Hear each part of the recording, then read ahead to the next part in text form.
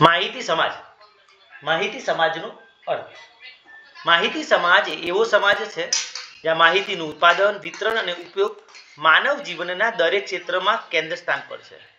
ઉદ્યોગ યુગ બાદ હવે માહિતી યુગમાં પ્રવેશી ગયું છે.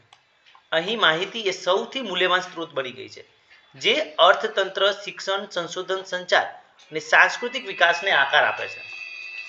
સરળ શબ્દોમાં કહીએ તો માહિતી સમાજ એટલે કે એવો સમાજ જ્યાં માહિતી એ શક્તિ અને પ્રગતિનું મુખ્ય સાધન છે. માહિતી સમાજની વ્યાખ્યા. ડેનિયલ બેનના મંતવ્ય મુજબ એવો સમાજ જ્યાં સિદ્ધાંત આધારિત જ્ઞાન સમાજની પ્રગતિનું મુખ્ય કેન્દ્ર હોય. ફ્રેન્ક વેબસ્ટરના મંતવ્ય પ્રમાણે એવો સમાજ જ્યાં માહિતીનું સર્જન, વિતરણ અને સંચાલન સૌથી મહત્વપૂર્ણ આર્થિક અને સાંસ્કૃતિક પ્રવૃત્તિ હોય.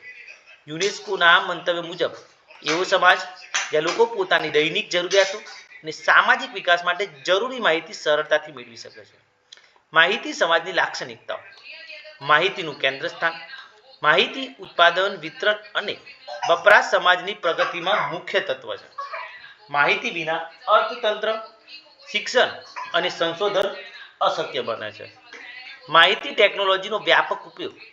Computer, internet, mobile, cloud, big data, AI વગેરે માહિતી સમાજના આધાર છે. ઈ ગવર્નન્સ, ઈ લર્નિંગ, ઈ બિઝનેસ આના ઉદાહરણો છે. જ્ઞાન આધારિત અર્થતંત્ર.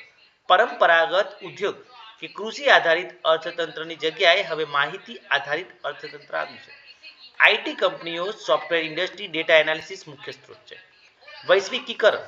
ઇન્ટરનેટ અને ટેકનોલોજીની સમગ્ર દુનિયા એકબીજા સાથે જોડાઈ ગઈ છે, જેથી માહિતીની આપલે વૈશ્વિક સ્તરે શક્ય બની છે. સતત શીખવાની પ્રક્રિયા. માહિતી સમાજમાં જ્ઞાન ઝડપથી બદલાય છે, તેથી વ્યક્તિને સતત શીખવાનું રહે છે. મૂક્સ ઈ લર્નિંગ પ્લેટફોર્મ શિક્ષણને સતત બનાવે છે. સામાજિક પરિવર્તન. માહિતી સમાજમાં લોકોના જીવનશૈલી, વ્યવસાય અને સંબંધોમાં બદલાવ આવે છે. ડિજિટલ ડિવાઇડ એ એક મોટો પડકાર છે. પારદર્શિતા અને લોકશાહી. માહિતીની ઉપલબ્ધતાથી લોકો સરકારને જવાબદાર બનાવી શકે છે.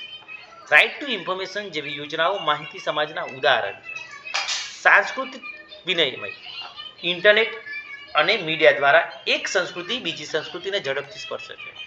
ફિલ્મ, સંગીત, સાહિત્ય વૈશ્વિક સ્તરે પહોંચે છે. નિષ્કર્ષ. માહિતી સમાજ એ એવો સમાજ છે જ્યાં માહિતી એ અર્થતંત્ર, શિક્ષણ, સંશોધન અને સંસ્કૃતિના વિકાસ માટેનું મુખ્ય સાધન છે.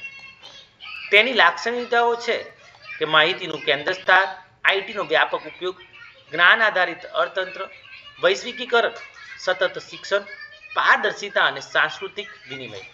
લાઇબ્રેરી અને ઇન્ફોર્મેશન સાયન્સની દૃષ્ટિકોણથી માહિતી સમાજમાં લાઇબ્રેરીનું મહત્વ વધુ જાય છે, કારણ કે જ્ઞાનના વિતરણ અને ડિજિટલ એક્સેસનું મુખ્ય કેન્દ્ર બની જાય છે. Thank you.